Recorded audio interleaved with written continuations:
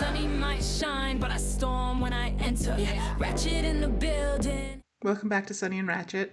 I'm Chris, aka Ratchet, and we're going to be going solo this episode. And more than likely, most episodes, I'm here forward. I'm sure Sunny will pop in when she has the time and the energy because life is hectic and she is a mother of 3. So here we are. And welcome back. This first episode is going to be obviously solo and it's a little heavy hitter. So this is your warning. Here we go. Today we're talking about childhood sexual abuse, the long-term effects, the trauma, the silence, the damage people don't see because survivors are so good at pretending they're okay. But we are talking about it because these predators have enough protection in the legal system, which we've seen over and over again with these sweetheart deals. And as if nothing has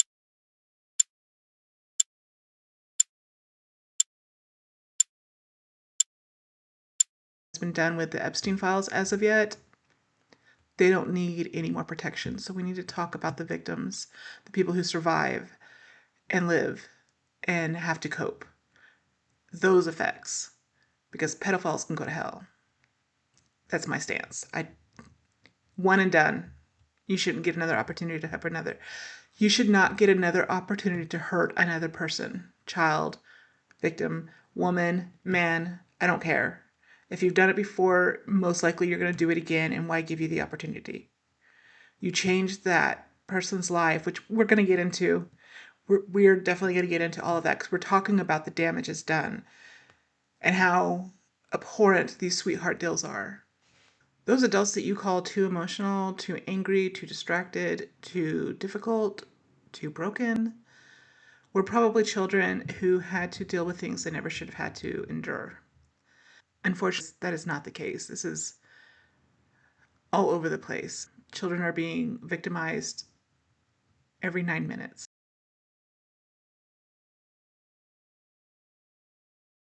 RAINN and CDC, they have put out facts about that, and I'll put that up here as well. But those are just some small facts that I hope people will just look at when they're dealing with people around them. I'm not saying all of this to excuse their behavior because we as adults do need to be responsible for our outbursts. Like, people can trigger you all they want, but it's up to us to decide whether or not we're going to allow that to affect us. And if we do, which does happen, we need to take accountability for those actions. Like, people may not want to be around you. People may think that you're crazy. People will assume that you're exactly too much and walk away. It's a sad fact, but it's true. And I feel like I'm going all over the place with this one. We're just going to go with it. I keep trying to, like, film and pause, reread my notes, and then go back into it. And then I get muddled and tongue-tied and for multiple different reasons. It's a generational curse that needs to be broken in a lot of different families. Families will protect their reputations versus their child's fears and hurts. They will protect the abuser because it's not that hard. People should just get over it, right? You've been abused, you've been sexually molested as a child or raped as a young adult, or even as an adult, been sexually victimized. You're supposed to just get over it. Like, you have a finite amount of time to grieve that loss of self, and then you're supposed to just pick back up and get back into society and pretend like it never happened again. And that's just not how it goes. These victims suffer long-term effects, and we will get into that later into the video. And I say all of this again to bring to the fact that these victims that do come forward and they prosecute their abusers, and then they see these abusers get off with a 1-day sentence, with a 3-month slap on the wrist, with therapy and good fucking wishes, and that eats at my soul so hard, because you're basically telling everybody else out there, every other victim that has to endure this pain, whether they've come forward or not, it's a slap in the face. It's a slap in the face. It's a slap in the face to say, like, my pain is irrelevant compared to this fucker's might be possibility life in the future if they never ever abuse again. But once a pedophile, always a pedophile. And our justice system is supposed to protect our children, yet they let these monsters out. And it eats at me. And I'm sure it eats at a lot of you. And I hear a lot of these stories come out bashing these, prosecutors and these judges. It's so fucking hard to be okay in a society that just slaps the wrists of people who brutalize children in a country that's supposed to protect children. But what happens when they're out? Because you seem to be okay letting these pedophiles run our country, be in our government, or be important people who know people in our government, and then they get these sweetheart deals and they go scot-free, basically. Some of them don't even have to register, which means they can victimize again and again and again. I mean, they can victimize again and again, even on the register. I think this one is just so hard for me because it affects home. I was a child. I was one of these children. And I am a 40-something-year-old woman who still wakes up from nightmares, who still has flashbacks. And I'm not trying to ask for sympathy. I am trying to advocate for the other victims out there that are trying their damnedest just to live every fucking day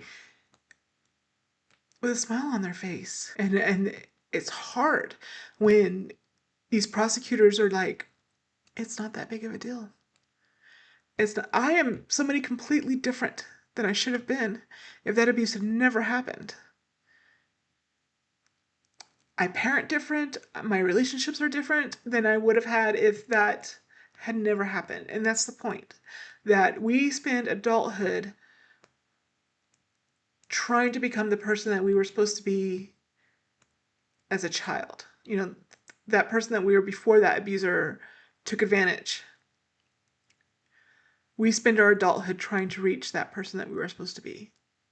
And I don't think that's talked about enough. And it's aggravating because I know there are better creators out there that are making these amazing podcasts and shorts and using their platforms to talk about things like. So here I am putting my little 2 cents in and raging against the machine, trying to figure out where to go from here. I just know that it sucks. It sucks seeing these evil people, men and women, that have abused children. I don't care if it was a teacher in a middle school who had sex with her student. You're a fucking pedophile. You're an abuser, and you deserve that jail time. I don't care if you're that fucking uncle on the side that molests his niece, trying to get away with it, pretending like, oh, it's just love, we're just playing. You're a pedophile. I don't care if it's a mother, I don't care if it's a father, I don't care if it's an uncle. And that's the thing about it, is that it's not that stranger that we've been feared, at least in my generation, that guy in the white van, But it's 90% of all sexual abuse is done by family, relatives, friends of the family, coaches, teachers. Those that we have allowed access into our children's lives are the ones that are destroying our children. And I'm not saying that we should keep, our children secluded from society. I'm saying that we need to understand the signs and the symptoms. And then when your children do come forward and talk to you about this, that you take it seriously, bitch. Take it fucking seriously. And I would edit that out, but I have tried. And I just cuss. I cuss. I'm a cusser. So now that rant is a little over currently, we're going to get back into the facts. I think I've stated this a little earlier in my rant, but per RAINN and the CDC, sexual childhood abuse is one of the most common forms of childhood trauma. Please let that sink in. The most common form of childhood trauma is sexual abuse. It's also known as an ACE, adverse childhood experience. RAINN reports that around 63,000 children a year are victims of sexual abuse from the documented cases alone. And here's the really sad part that nobody really wants to talk about. That is lower than what they assume because not everybody reports their abuse. I think we talked a little bit about strangers in a van. It's not the monsters in the alley. It's, our family, relatives, trusted adults, partners, coaches, the people that we allow access to our children. I think I've already discussed that a little bit. Childhood sexual abuse does not just hurt feelings, it changes the brain development. Researchers shows trauma can literally affect brain structures, stress responses, emotional regulation, and nervous system functions. So when people ask why can't they move on, because the brain and the trauma have changed the way the body learns safety. Children who experience this kind of abuse are likely to struggle with anxiety, depression, PTSD, panic attacks, dissociation, eating disorders, sleep deprivation or sleep disorders, and self-harm. And survivors often develop hypervigilance, which means that their nervous system is constantly scanning for dangers, even in safe situations. The kid who seems angry all the time, the teen who shuts down emotionally, the adult who can't trust anybody, sometimes that's trauma survival mode. This is not me saying again that it's a pass for poor behavior. We are still responsible for our actions and reactions. That's the only thing that we can control. So you have to take responsibility for this, like being hypervigilant, being unable to trust, not being able to relax around somebody. I mean, those are characteristic traits that make people feel uncomfortable. And I'm not saying it should or shouldn't, it's just the fact of life. And as somebody who struggled with a lot of these situations, I have to take responsibility for the fact that it takes a lot for somebody to love me because I'm hard to love. And it's not because of anything other than the fact that I don't know how to trust my own judgment. Like, I'm either a happy follower or I'm a loner personally. And I'm not claiming this is a stance for every survivor at all. I'm just saying that per the research, this is things that survivors have to deal with and have to take responsibility. But I can't fault anybody for deciding that they didn't want to be friends with me because I was wary of whatever situation I was in. Children who survive sexual abuse carry struggles that people without this trauma don't or can't fully understand. They're not broken and they're not weak, but because their foundation has been shattered and they had to enter survival mode so early in life, if the people meant to protect you become the danger, trust becomes complicated. Boundaries, meaning some survivors become overly guarded, others struggle to say no because their boundaries were violated before they even understood what boundaries were. Relationships, healthy love can feel uncomfortable when chaos was normalized. The shame. Even though the child was never at fault, many survivors carried guilt for years and up to a lifetime. Emotional regulation. The survivor's brain may react to stress faster or harder than someone without trauma history. And then there's the physical symptoms. Trauma can show up physically, like chronic pain, headaches, stomach issues, autoimmune disease, which is fucking disgusting. But here we are, right? Fatigue, sleep problems. And one of the saddest realities was a lot of survivors spend adulthood trying to become the person they would have been if no one had harmed them. Sexually, physically, and emotionally. Like, you spend the rest of your life trying to become the individuals you should have been in the first place. There's no sweetheart deal for that. Okay. I think I got my shit together. There's a link between addiction, self-harm, and mental health that people need to realize as well. People judge survivors for coping mechanisms without understanding where they started. Studies show that childhood trauma, ACEs, are strongly linked to substance abuse disorders later in life. Research has also shown survivors are significantly more likely to experience major depression, PTSD. Some survivors self-harm, some numb themselves, drugs and alcohol. Some become perfectionists, some isolate, some become people pleasers, and some stay in abusive relationships because abuse becomes so familiar. Trauma does not always look messy on the outside. Sometimes trauma looks high functioning because you're good at pretending that you're okay. So people ask, well, why don't the kids tell? Why don't they just speak up? Why don't they just tell the adults what's going on, right? And this part matters so much because people ask again why they just don't say something. Because they're scared, because they've been manipulated, because they've been threatened, because sometimes they don't even understand what's happening to them. And sadly, some do tell, and some tell their adults, and their adults ignore them. Imagine finally building that courage up to go to your adult and say, help me. And then that adult turns around and chooses their own comfort over you and your pain and your fear. That destroys that trust issue that we talked about earlier in a lot of different ways. So that's one of the reasons, many reasons, why some just don't tell. And that's why, like, RAINN and the CDC feel like those 63,000 children a year that are abused is actually much, much higher.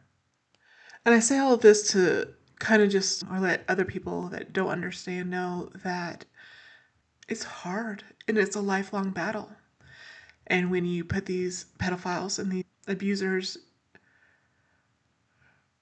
in jail for a day, or nothing but counseling because they're just too young to ruin their lives, how audacious that is when I don't get, and other victims don't get, that opportunity. Like, we have to live the rest of our lives with those memories and that trauma and the side effects from it. There's no sweetheart deal for the victims. And some people cry, I'm crying. Some people get mad, I'm mad. Some people just pretend like it doesn't matter. I'm not that. I feel like it does matter, and I feel like our country and our government and our DAs and our need to understand that this has to come to an end. Like, it's baffling to me to think that we are in a country that will protect these unborn children, but won't protect them once they're born. Like, you would rather protect your buddy who happens to be in the government or be a friend of you who are in the government. You'd rather protect them than that child that they hurt, or the children that they'll hurt in the future. And it sickens me.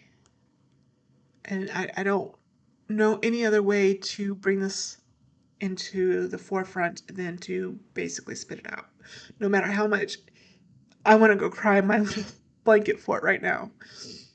And I feel so stupid that I couldn't hold my shit together for fucking 20 minutes. But I couldn't.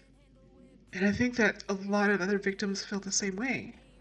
So I feel like this does need to be talked about more. And I feel like, please, God, please, any of those other creators out there that are better and more equipped and able to discuss things like this in a rational manner, I hope you take up this,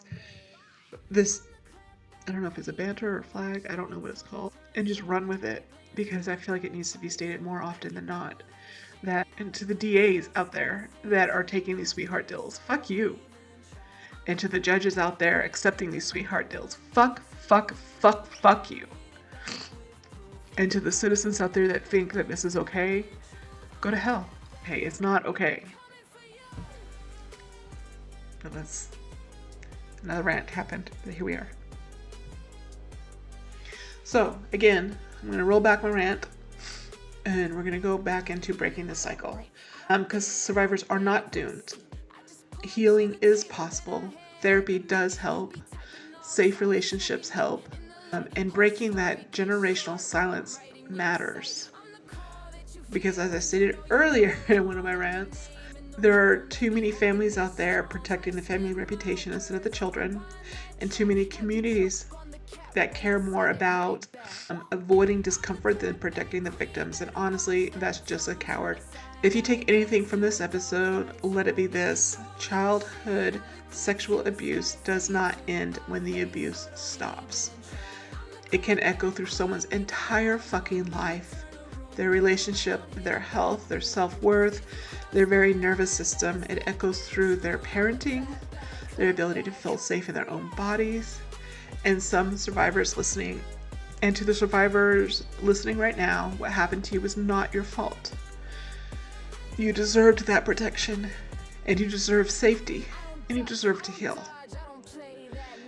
I'm going to post a lot of links that I found for survivors in these given situations. They'll scroll past shortly.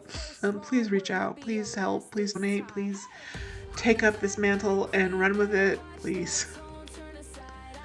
But until next time, have a great day. Have a great evening. Have a great whatever time you're watching this. And just love your baby.